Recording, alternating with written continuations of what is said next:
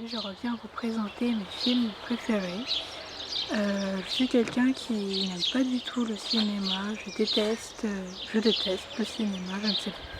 Enfin, si, je sais pourquoi. C'est parce que c'est une grande salle, beaucoup de bruit. T'es dans le noir pendant très longtemps. Je sais pas, j'aime pas le cinéma et je regarde très peu de films. Et quand j'en regarde, je les choisis bien et souvent ils font partie de mes films préférés. Je vais vous en présenter beaucoup, c'est le résultat de plusieurs années de visionnage. Je cherche toujours de l'inspiration pour les films parce que je suis assez compliquée. J'aime très peu de films, j'aime plutôt les films sur la nature, avec une belle histoire et souvent c'est des films d'époque, même s'ils sont sortis récemment, souvent c'est des films d'époque. Donc je vais vous présenter ça et c'est parti. Ce que je vais faire, c'est que je vais vous lire les résumés de chaque film, ce sera beaucoup plus simple. Je vais commencer par le film Into the Wild qui est assez connu. C'est un film que j'ai vu il y a quelques années. J'étais assez petite quand même et donc les images m'ont assez choquée, surtout la fin. Et c'est aussi pour ça que ça m'a marqué et que je me souviens encore aujourd'hui. Mais je me rappelle que je l'ai beaucoup aimé. Je vais vous lire le résumé. Tout juste diplômé, Christopher McCandless, 22 ans, est promis à un brillant avenir. Pourtant, tournant le dos à l'existence confortable et sans surprise qui l'attend, le jeune homme décide de prendre la route en laissant tout derrière lui. Des champs de blé du Dakota aux flots tumultueux du Colorado, en passant par les communautés hippies de Californie, Christopher va rencontrer des personnages hauts en couleur. Chacun, à sa manière, va façonner sa vision de la vie et des autres. Donc voilà, c'est un film que j'ai beaucoup aimé, qui était très marquante et très touchant. C'est quelqu'un qui laisse tout derrière lui, qui se coupe totalement du monde actuel et de la société d'aujourd'hui. Et ça va l'amener... Je vais pas vous dire où ça va l'amener si vous ne l'avez pas vu, mais ça fait réfléchir en tout cas et j'aime bien ce genre de films qui font réfléchir. Le prochain, c'est Les 4 filles du Dr Marx. C'est un film que j'ai revu il n'y a pas longtemps et que j'aime beaucoup. J'adore les décors, les costumes, les personnages. Ma sœur préférée des 4, je dirais que c'est Jo March. J'aime bien son caractère, son indépendance, ses libertés, mais et aussi ses passions et tout ça. Je sais pas, j'aime bien Jo March. Pendant la guerre de sécession, dans le Massachusetts, Madame March et ses 4 filles, Jo, Bess, Amy et Meg, tentent de se débrouiller tandis que leur père combat au front. C'est un résumé très très vague, mais on suit leur quotidien, leurs aspirations, et en fait on suit leur petite vie, mais c'est très bien fait et c'est une histoire vraiment très belle avec de beaux messages. Le prochain film, c'est Le chien jaune de Mongolie. C'est un film que j'ai vu petite et que j'ai revu il n'y a pas très longtemps aussi. Et c'est un film que j'aime beaucoup. J'aime beaucoup la Mongolie. Je sais pas, j'aime pas forcément les villes de Mongolie, mais j'aime beaucoup les paysages sauvages de Mongolie. Nansal, une gamine de 6 ans, est l'aînée d'une famille de nomades du nord de la Mongolie. Un jour, elle ramène chez elle un chien abandonné, et son père pense qu'il va leur porter malheur et veut qu'elle s'en débarrasse. Nansal tente de le cacher, mais le jour où la famille déménage, elle doit abandonner le chien. C'est une histoire aussi qui est très touchante parce que voilà, la dernière phrase, elle doit abandonner le chien. Ça fait vraiment de la peine, mais finalement, on s'en doute que ça va pas se passer comme ça. Mais voilà, tout ce qui a trait avec les animaux, c'est toujours très touchant. Et voilà, c'est un très beau film avec de beaux paysages et j'adore la petite fille qui joue dans le film. Le prochain, c'est un film documentaire qui est sorti il n'y a pas longtemps, il est sorti en 2021. C'est La Panthère des Neiges. Au cœur des hauts plateaux tibétains, le photographe Vincent Meunier entraîne l'écrivain Sylvain Tesson dans sa quête de la Panthère des Neiges. Il l'initie à l'art délicat de l'affût, à la lecture des traces et à la patience nécessaire pour entrevoir les bêtes. En parcourant les sommets habités par des présences invisibles, les deux hommes tissent un dialogue sur notre place parmi les êtres vivants et célèbrent la beauté du monde. Je trouve que le résumé décrit très très bien le film et l'ambiance du film. Il est magique. prochain film, c'est plutôt un film jeunesse, mais qui peut se voir, tous les films peuvent se voir à tout âge. C'est Le voyage de Fanny. C'est un film qui se passe pendant la Seconde Guerre mondiale et qui était très beau. J'aime beaucoup les films sur la Seconde Guerre mondiale, c'est bizarre à dire, mais c'est le cas. Du haut de ses 12 ans, Fanny a la tête dure, mais c'est surtout une jeune fille courageuse qui, cachée dans un foyer loin de ses parents, s'occupe de ses 2 petites sœurs. Devant fuir précipitamment, Fanny prend alors la tête d'un groupe de 8 enfants et s'engage dans un dangereux périple à travers la France occupée pour rejoindre la frontière suisse. Entre les peurs, les fous rires partagés et les rencontres inattendues, le petit groupe fait l'apprentissage de l'indépendance et découvre la solidarité et l'amitié. Voilà, c'est vraiment un très beau film dans la nature qui m'a beaucoup plu et pendant la Seconde Guerre mondiale qui est aussi une période de l'histoire que j'aime beaucoup. Ensuite, alors celui-là, il est vraiment cher à mon cœur, je l'ai adoré, c'est un film documentaire parce que c'est vraiment une histoire vraie, enfin, c'est un documentaire mais sous forme de film, donc un film documentaire. C'est la fabuleuse aventure de Kirek et Monique. Kirek qui est aujourd'hui un marin, je n'ai pas vraiment trouvé de résumé, donc je vais lire un peu là ce que j'ai trouvé. En 2013, à seulement 21 ans à bord d'un petit voilier en acier acheté avec ses économies durement gagnées en Australie, ce Breton entame la traversée de l'Atlantique. Première étape d'une épopée très médiatisée qui ne cesse de faire le buzz sur les réseaux sociaux.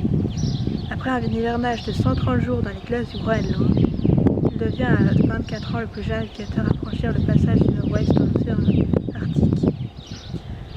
Donc, ça ne dit pas trop ce qui se passe, donc je vais essayer d'expliquer. En fait, c'est l'histoire de Kirek qui est parti sur un voilier avec une poule, une petite poule rousse, et ils ont vécu des choses incroyables. Ils ont été coincés dans la glace pendant je ne sais plus combien de jours avec la poule et ils se sont débrouillés comme ça. Et la poule lui pondait un œuf tous les jours, ce qui lui permettait de le nourrir. Donc c'est vraiment une histoire assez folle. Ça dégage un souffle de liberté immense parce que t'es perdu au milieu de nulle part. Il était perdu au milieu de nulle part avec juste cette poule et c'est vraiment incroyable. Et leur relation était vraiment hyper mignonne. J'ai vraiment beaucoup aimé ce film. Le prochain, un film assez vieux, il est sorti en 96. Les images sont donc plus de très bonne qualité par rapport à ce qu'on peut faire aujourd'hui. Mais j'aime beaucoup la morale de cette histoire. Ça s'appelle La Belle Verte. Quelque part dans l'univers existe une planète dont les habitants évolués et heureux vivent en parfaite harmonie. De temps en temps, quelques-uns d'entre eux partent en excursion sur d'autres planètes. Curieusement, depuis 200 ans, plus personne ne veut aller sur la planète Terre. Or un jour, pour des raisons personnelles, une jeune femme décide de se porter volontaire. Et c'est ainsi que les terriens les voient atterrir en plein Paris. Voilà, c'est l'histoire de cette communauté qui vivent en parfaite harmonie, qui sont tous heureux, qui vraiment ont une vision de la vie très particulière et très belle, et qui partent sur la Terre.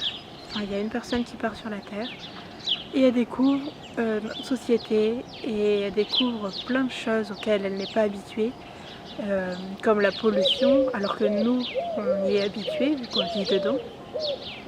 Et voilà, c'est un peu pour démontrer plein de choses qu'on ne voit pas forcément parce qu'on est en plein dedans, mais que quelqu'un de l'extérieur avec une vision différente pourrait voir. Et c'est vraiment très intéressant et avec de belles morales, de beaux messages, et c'est assez marrant comme film. Le prochain, un film qui se passe une nouvelle fois pendant la Seconde Guerre mondiale et qui m'a beaucoup touchée parce que c'est un film qui se passe sur l'après. Et c'est très rare qu'on ait des films sur l'après-guerre. Souvent on voit des films sur des personnages qui ont vécu la Seconde Guerre mondiale, qui ont vécu les camps de concentration, etc. Mais là c'est vraiment l'après, comment ils s'en sont sortis. Je pense que c'est une infime part de la réalité. Ça devait être beaucoup plus dur encore pour certaines personnes. Je pense qu'ils ont montré qu'une petite part de la réalité de ce que ça a été l'après-guerre. Et donc il s'appelle Les Enfants de Windermere. Donc Windermere, je crois que c'est un endroit qui a réellement existé, si je me souviens bien. Et c'est inspiré d'une histoire vraie. À la fin de la Seconde Guerre mondiale, 300 enfants, survivants des camps de concentration nazis, sont accueillis dans le domaine de Kalgard, près du lac Windermere, l'une des régions les plus calmes et les plus isolées du nord-ouest de l'Angleterre. Ils n'ont plus de famille, ne possèdent que les vêtements usagés qu'ils portent et ne parlent pas anglais. Ils sont entourés d'une équipe de conseillers et de volontaires, prêts à tout pour donner à ces malheureux un nouveau départ en Grande-Bretagne. Au fil des mois, les pensionnaires nouent des liens entre eux et avec le personnel qui les changeront à jamais. Ensemble, ils vont réapprendre à vivre et à se préparer à un avenir meilleur. Voilà, ça décrit très bien. C'est vraiment très beau parce on suit pas les 300 enfants, mais on suit un petit groupe d'enfants. Et chacun, ils ont une manière différente d'extérioriser tout ce qu'ils ont vécu et leur douleur et tout ça. Donc un film très dur mais très beau. Ensuite, un film complètement différent qui est sorti en 2016, donc c'était il n'y a pas si longtemps. C'est Captain Fantastic. Quel film, je l'ai vu plusieurs fois aussi et il était grandiose, vraiment. C'est un film avec de belles morales et ils vivent complètement isolés et puis ils vont vivre quelque chose de très dur qui vont les amener à réfléchir sur eux-mêmes, sur leur vie, sur leur façon de vivre et sur comment ça peut être compliqué aussi dans cette société-là de vivre différemment. Dans les forêts reculées du nord-ouest des États-Unis, vivant isolé de la société, un père dévoué a consacré sa vie tout entière à faire de ses 6 jeunes enfants d'extraordinaires adultes. Mais quand le destin frappe sa famille, ils doivent abandonner ce paradis qu'ils avaient créé pour eux. La découverte du monde extérieur va l'obliger à questionner ses méthodes d'éducation et remettre en cause tout ce qu'il leur a appris. Donc j'ai essayé d'expliquer, mais c'était très très bien dit dans le résumé. Voilà, c'était vraiment un film que j'ai beaucoup aimé, que je recommande vivement. Alors cette fois-ci c'est une série, mais je ne me voyais pas ne pas le mettre. C'est Anne with an E, je pense que tout le monde connaît. Mais voilà, je voulais en reparler parce que Anne with an E, je crois que je l'ai vu 8 fois en entier. Et j'aimerais pouvoir le regarder encore, mais ce n'est plus possible parce que je connais par cœur. Chaque image, je la connais, presque chaque dialogue, je le connais. Donc j'aimerais pouvoir le revoir, mais je ne peux plus. En 1890, une adolescente, maltraitée en orphelinat et par des familles d'accueil, atterrit par erreur dans le foyer d'une vieille dame sans enfant et de son frère. Avec le temps, Anne, 13 ans, va illuminer leur vie grâce à son esprit fantasque, sa vive intelligence et son imagination débordante. C'est une adaptation du livre de Lucy Maud Montgomery, qui est l'autrice d'une saga de 8 tomes. On va dire que la série Anne, ça montre plutôt le premier tome de la série avec des adaptations. Voilà, ils se sont quand même pris une liberté par rapport à l'écrit. Et après, du deuxième tome au 8e, c'est complètement inédit, enfin, c'est différent. Je les ai tous lus et il n'y a pas longtemps d'ailleurs j'ai terminé le 8e. J'ai beaucoup aimé la série de livres et j'ai beaucoup aimé la série en film. Et voilà, les images sont extrêmement belles, c'est vraiment un univers incroyable, on est en pleine campagne, c'est très bien tourné. Et voilà, les costumes, les personnages, l'imagination de Anne, tout ça fait que c'est une série merveilleuse que j'aime énormément. Le prochain, c'est un documentaire, ça s'appelle Régénération, c'est de Alex Ferrini, voilà, qui est assez connu. En pleine vague du bien-être, de l'alimentation santé et de la déconsommation, le nouveau film d'Alex Ferrini interroge notre relation à la nature, à nos pensées, à ce qui nous entoure, à nos intentions et à notre bienveillance envers nous-mêmes. C'est un film apaisant, libérateur. Il nous distancie de la peur d'être différents. Il nous réconcilie avec nos capacités d'amour et d'auto-guérison. Régénération, c'est vraiment le bon titre pour ce film, je trouve. Le prochain, je vais vous parler de Belle et Sébastien, même si c'est très connu, voilà, je pense que tout le monde connaît Belle et Sébastien. Mais voilà, c'est vraiment une belle histoire. Ça se passe là-haut, dans les Alpes. Ça se passe là où la neige est immaculée, là où les chamois coursent les marmottes, là où les sommets tutoient les nuages. Ça se passe dans un village paisible, jusqu'à l'arrivée des Allemands. C'est la rencontre d'un enfant solitaire et d'un chien sauvage. C'est l'histoire de Sébastien qui apprivoise Belle. C'est l'aventure d'une amitié indéfectible. C'est le récit extraordinaire d'un enfant débrouillard et attendrissant au cœur de la Seconde Guerre mondiale. C'est l'odyssée d'un petit garçon à la recherche de sa mère, d'un vieil homme à la recherche de son passé, d'un résistant à la recherche de l'amour, d'une jeune femme en quête d'aventure, d'un lieutenant allemand à la recherche du pardon. C'est la vie de Belle et Sébastien. Voilà, le résumé est tellement bien écrit que je ne vais rien dire de plus. Ensuite, un film vraiment très dur à regarder, voilà, c'est vraiment très poignant parce que ça se passe pendant la Seconde Guerre mondiale. C'est Anne Frank, ma meilleure amie. C'est un film, il faut quand même s'accrocher parce que je trouve, parce qu'il y a des films bien plus terribles que ça, j'en ai conscience, mais c'est quand même très dur à voir parce que c'est pendant la Seconde Guerre mondiale, les camps de concentration, tout ça, c'est pas une partie de l'histoire qui est très belle, mais c'est aussi intéressant de s'y intéresser. Donc c'est juste écrit l'histoire inspirée de l'amitié réelle entre Anne Frank et Anna Goslar, d'Amsterdam sous l'occupation nazie jusqu'à leur retrouvaille douloureuse dans un camp de concentration. Donc voilà. Et je trouve que ça a été très bien tourné. On retourne souvent dans le passé et on comprend sa vie d'avant, comment elle en est arrivée là. Ensuite, un film quand même beaucoup plus joyeux, beaucoup plus joyeux. Il se passe quand même des choses dans sa vie. Je parle du film Miss Potter. Donc c'est un film sur la vie de Béatrix Potter, l'autrice d'entre autres de Pierre Lapin et de tous ses contes pour enfants. Et j'ai beaucoup aimé ce film et de découvrir comment elle avait été inspirée pour écrire tout ça, même si on la suit, on la suit dans sa vie adulte et on revient de temps en temps dans sa vie d'enfant.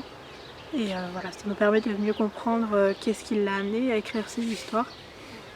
À l'époque de l'Angleterre victorienne, Béatrix aurait seulement dû rêver d'un beau mariage, comme toutes les jeunes femmes de sa condition, mais elle s'intéressait à beaucoup trop de choses.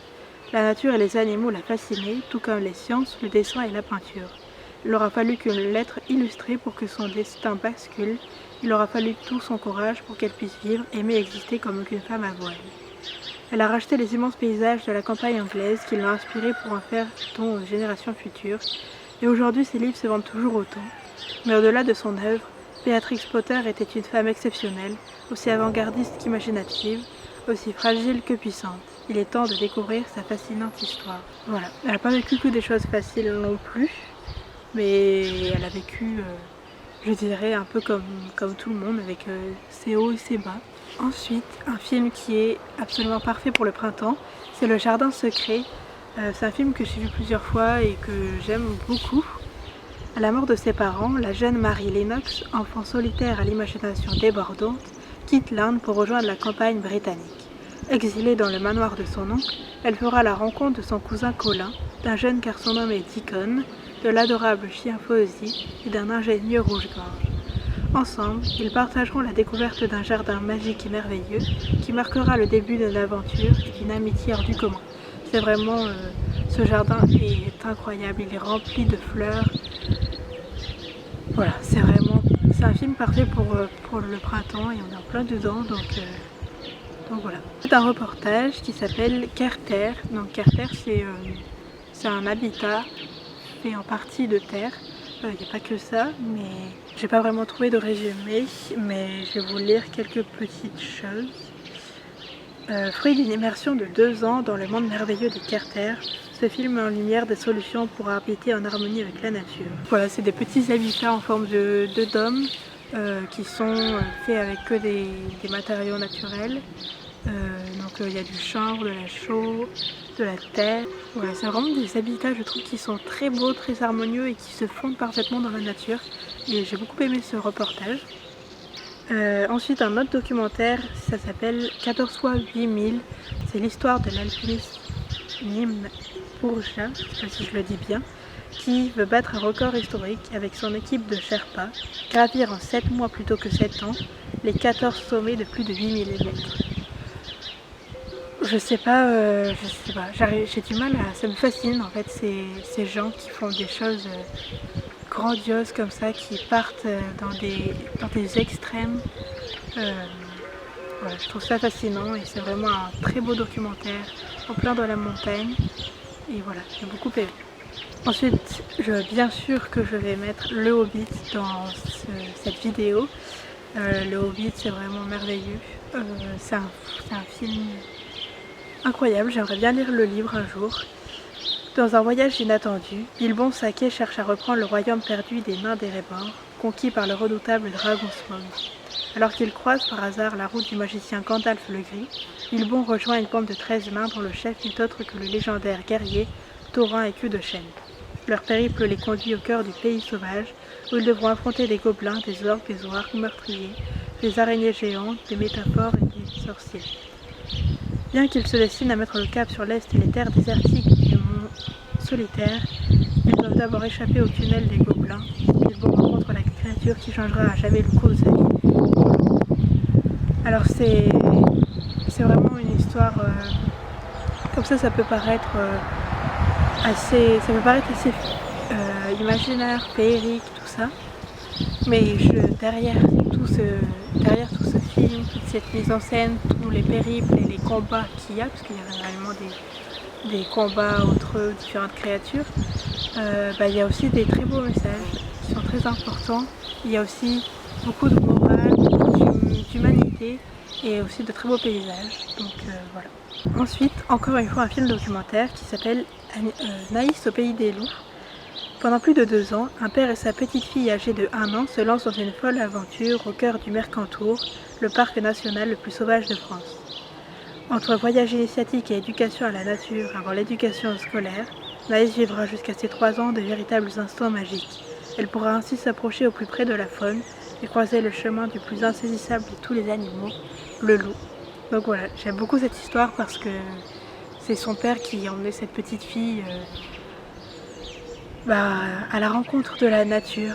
Voilà, elle a été immergée dans la nature avant d'être immergée dans la société et je trouve ça vraiment très beau. Ensuite, il y a le film Une cloche pour Ursule. C'est pas mon film préféré, mais je l'aime bien et voilà, je voulais quand même le mettre. L'histoire se passe à Guarda en Engadine, dans le canton des Grisons. Les parents du petit chevrier, Ursule, le héros de l'histoire, crient famine après la perte de leur production annuelle de fromage, ce qui les pousse à céder la chèvre préférée d'Ursule au fils de l'épicier du village, tout cela alors que les festivités du Chalandamars approchent. Voilà, c'est un chouette film, ça va pas bien loin, mais c'est quand même une belle histoire. J'essaye d'alterner les films documentaires et les films classiques, et donc là je vais vous parler une nouvelle fois d'un film documentaire qui s'appelle Rosie, que j'ai beaucoup aimé, qui était très touchant. Marine, jeune étudiante de 21 ans, apprend qu'elle est atteinte d'une sclérose en plaques, une maladie auto-immune incurable. Le choc de l'annonce, l'urgence de la situation et le besoin de prendre une décision quant au traitement à suivre la poussent à trouver une solution en elle. Elle décide de partir pour un long voyage initiatique dans 3 pays. La Nouvelle-Zélande pour redécouvrir son corps, la Birmanie pour apaiser son esprit et la Mongolie pour renouer avec son âme. À travers des expériences inoubliables, Marine part à la rencontre d'elle-même et d'un nouvel équilibre, avec cette sclérose qu'elle surnomme Rosie. Donc voilà, c'est une belle histoire elle part directement à la rencontre d'elle-même et c'est un très beau voyage, c'est un voyage en soi dans la réalité, mais c'est surtout un voyage à l'intérieur qu'elle a vécu et c'est vraiment une histoire magnifique et la morale de l'histoire aussi est magnifique. C'est un film très connu mais que j'aime beaucoup, le 1 et le 2 je les aime beaucoup. Angleterre 1884, le matin de son 16e anniversaire, Enola constate que sa mère a disparu. Après avoir vécu une existence assez libre jusque-là, elle se retrouve sous la tutelle de sa frère Sherlock et Mycroft, tous deux décidés à l'envoyer dans une école convenable pour les jeunes femmes de son rang. Refusant d'être contrôlée par ses frangins, elle s'évade et part à la recherche de sa mère à Londres, mais la rencontre d'un jeune comte en fuite la fera dériver de sa mission initiatique. Voilà, c'est vraiment un film, j'aime beaucoup la manière dont ça a été présenté parce que c'est assez dynamique, c'est assez différent en fait de ce qu'on a l'habitude de voir. Et voilà, les décors, les costumes sont vraiment très beaux. Ensuite, il y a Polly, c'est un film, voilà, c'est jeunesse aussi. Cécile, 10 ans, déménage dans le sud de la France avec sa mère Louise. L'intégration avec les autres enfants du village n'est pas facile. Lorsqu'un cirque de passage s'installe à côté, Cécile découvre que Polly le poney vedette est maltraité. Elle décide de le protéger et d'organiser son évasion. Poursuivie par Brancalou, l'inquiétant directeur du cirque, et le mystérieux Victor, Cécile et Polly s'embarquent dans une cavale pleine de rebondissements, un véritable voyage initiatique et une incroyable histoire d'amitié. Voilà, ça dénonce la maltraitance des animaux dans les cirques, et en même temps c'est dans des très beaux paysages, parce que les Cévennes c'est vraiment une région que j'aime beaucoup, un endroit que j'aime beaucoup, donc voilà. Ensuite il y a La guerre des Lulus. C'est un film que j'ai énormément aimé, qui se passe pendant la Première Guerre mondiale. À l'aube de la Première Guerre mondiale, dans un village de Picardie, 4 amis inséparables, Lucas, Luigi, Lucien et Ludwig, forment la bande des Lulus. Lorsque l'orphelinat de l'abbaye de Valencourt est évacué en urgence, les Lulus manquent à l'appel. Oubliés derrière la ligne de front ennemie, les voilà livrés à eux-mêmes en plein conflit. Bientôt rejoints par Luce, une jeune fille séparée de ses parents, ils décident coûte que coûte de rejoindre la Suisse.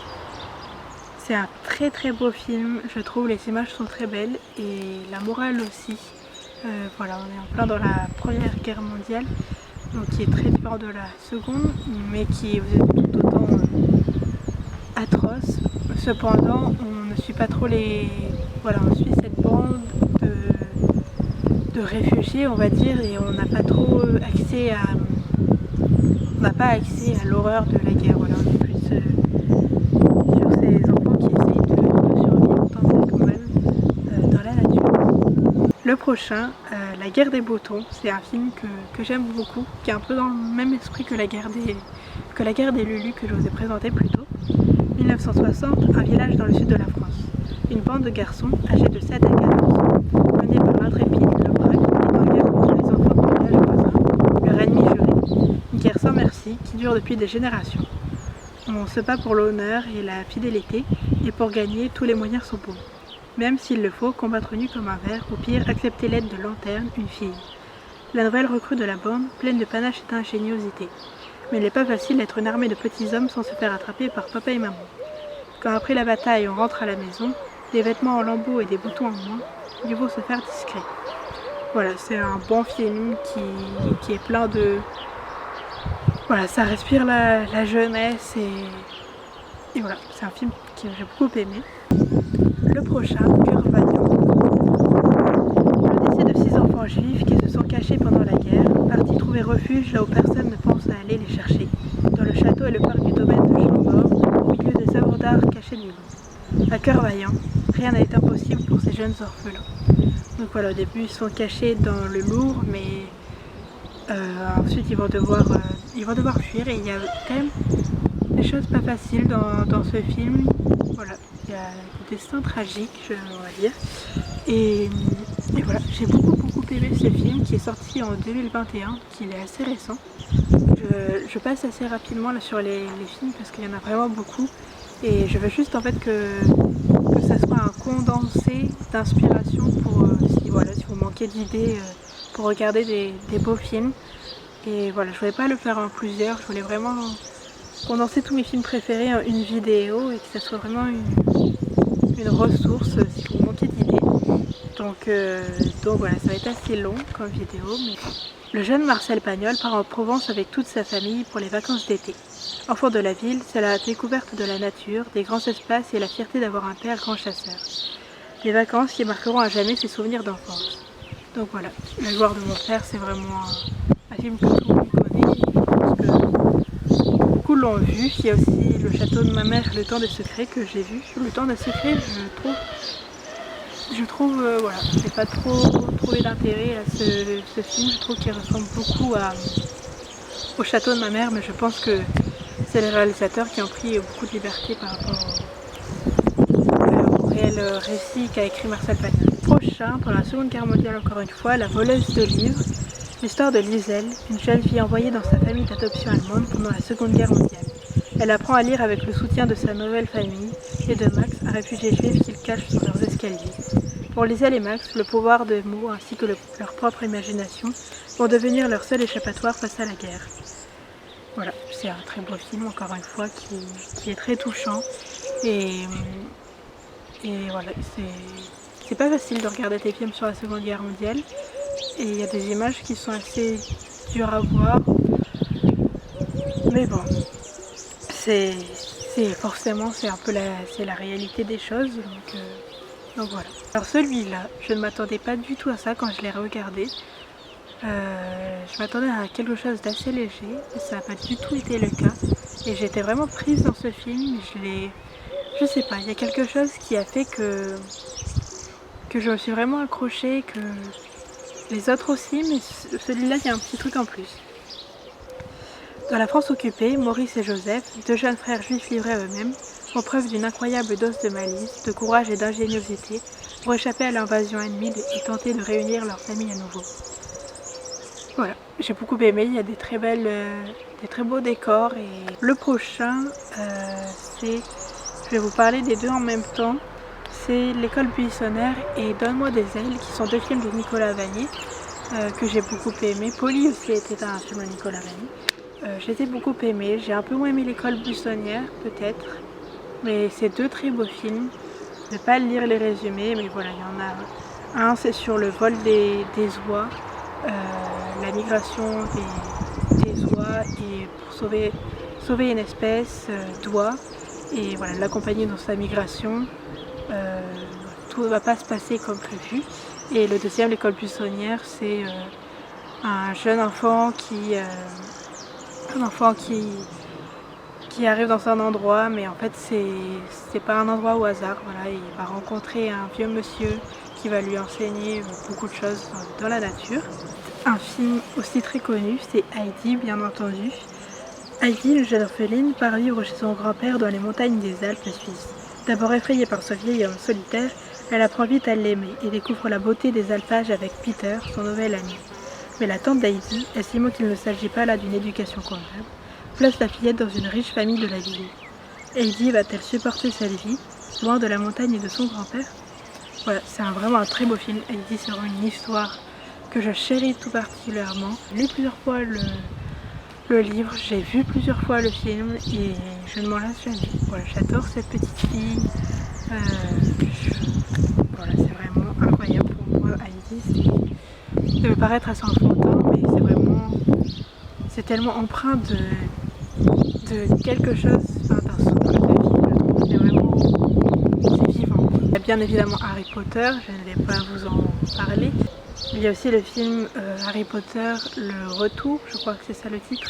Voilà, donc tous les acteurs retournent 20 ans plus tard au château de Poudlard et se retrouvent et partagent à quel point cette expérience a changé leur vie à tout jamais. Et ça m'a fait pleurer comme film, je ne sais pas pourquoi, mais Harry Potter, je pense que c'est quelque chose qui est important, je dirais, important pour plein de monde. En fait, j'ai l'impression Harry Potter, c'est vraiment quelque chose qui nous a fait vibrer, qui nous a transporté dans un autre monde. Et puis quand on réfléchit bien, derrière ce monde magique, il y a aussi plein de beaux messages. Et donc là, de les revoir tous adultes, ensemble, et de voir à quel point ça a été bouleversant pour eux tous et à quel point ils se sont sentis perdus en fait après autant d'années de tournage. Enfin, en fait, ils ont grandi en tournant ces films, ils ont grandi ensemble. C'est vraiment très beau à voir. Le film Anya, un film encore une fois pendant la Seconde Guerre mondiale. Sous l'occupation, Joe, un jeune berger des Pyrénées, voit son existence bouleversée lorsqu'il découvre caché dans une ferme un homme qui attend sa fille Anya pour rejoindre l'Espagne. Cette rencontre lui ouvre les yeux sur les persécutions de la guerre. Avec la complicité de son grand-père, il décide au péril de leur vie d'aider un groupe d'enfants juifs en fuite à passer la frontière. C'est un film très beau, très dur. Il y a aussi le retour de son père qui a été prisonnier. Et on voit que ça l'a profondément changé, qu'il est complètement différent, qu'il a moins goût à la vie, qu'il se noie dans l'alcool et tout ça. Enfin, on voit en fait plein de choses en même temps entremêlées et ça nous montre vraiment la réalité, une partie de la réalité de la guerre. Il me reste encore quelques-uns. Il y a Les Grandes Vacances, c'est plutôt une série d'animés, de dessins animés qui se passe pendant la Seconde Guerre mondiale, que j'avais vu quand j'étais, je crois que j'avais 10 ans peut-être, quelque chose comme ça, et je l'ai beaucoup aimé, ça m'a vraiment marqué, et je l'ai revu après plus tard, et j'ai toujours autant aimé. À l'été 1939, Ernest et Colette, deux petits Parisiens, sont envoyés chez des grands-parents quasi inconnus à Grangeville, un village de la campagne normande. Leur séjour, qui devait durer quelques semaines, va en fait s'étendre jusqu'à 1944.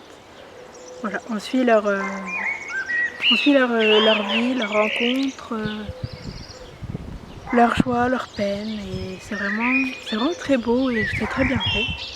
Il me reste 5 films à vous présenter. Il y a Le Loup et le Lion, qui est un beau film. Après, je pense au lion, qui a dû être élevé sûrement pour tourner ce film. Donc ça me plaît moins, mais après l'histoire, je la trouve belle quand même. À la mort de son grand-père, Alma, jeune pianiste de 20 ans, revient dans la maison de son enfance, perdue sur une île déserte du Canada. Là, tout bascule quand un louveteau et un lionceau en détresse surgissent dans sa vie. Elle choisit de les garder pour les sauver, et l'improbable se produit. Ils grandissent ensemble et s'aiment comme des frères. Cependant, leur monde idéal s'écroule lorsque leur secret est découvert. Ensuite, il y a 3 documentaires que je vais parler sans forcément lire le résumé. Il y a En Liberté, donc c'est sur le village démocratique de Pourgues. Voilà, c'est un beau documentaire. Et j'aime beaucoup ce petit village. Et, bon, je vais peut-être quand même vous lire le résumé. Bon, je vais vous lire quand même le résumé. Il fut un temps où nous séparions les hommes et les femmes, les noirs et les blancs. Aujourd'hui, nous sommes habitués à vivre séparés les uns des autres en fonction de notre âge, de notre classe sociale, de nos métiers et de nos modes de pensée. Ici, nous faisions de la différence, de la diversité, notre principale force. Voilà, je vais arrêter là, mais c'est en gros l'idée du village démocratique de Pourgues, et j'ai beaucoup aimé ce documentaire. Il y a aussi ce alpiniste qui est quelqu'un qui part encore dans un extrême infini.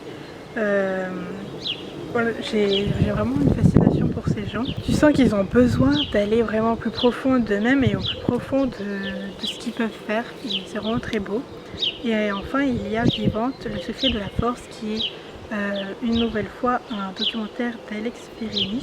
Et voilà, on suit une femme qui a des problèmes de santé, mais qui va voir dans la globalité qu'est-ce que veut dire son corps et pourquoi elle a ces symptômes. Et le dernier film, c'est À pas de loup, c'est un film que j'ai vu il y a très longtemps, il est sorti en 2012.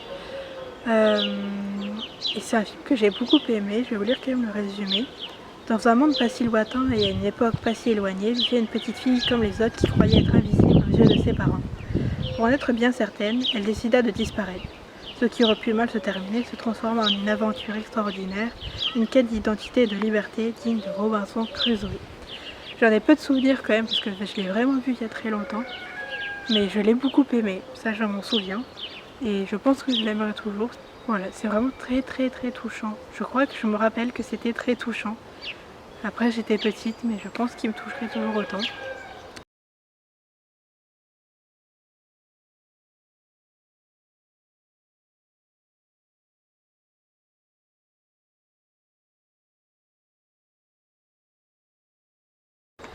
Et voilà, j'ai terminé. Je n'ai plus de salive avant d'avoir parlé. J'espère que cette vidéo vous aura plu. Voilà, vraiment le but c'était de faire une vidéo où je vous montrais tous les films que j'avais vraiment appréciés, parce que moi parfois je manque d'idées, d'inspiration, parce que tout ce genre de films que je vous ai montré aujourd'hui, j'ai l'impression qu'il n'y en a pas tant et il faut vraiment chercher et creuser pour pouvoir les trouver, même s'il y en a qui sont connus. Donc voilà, j'espère que cette vidéo vous aura plu. Et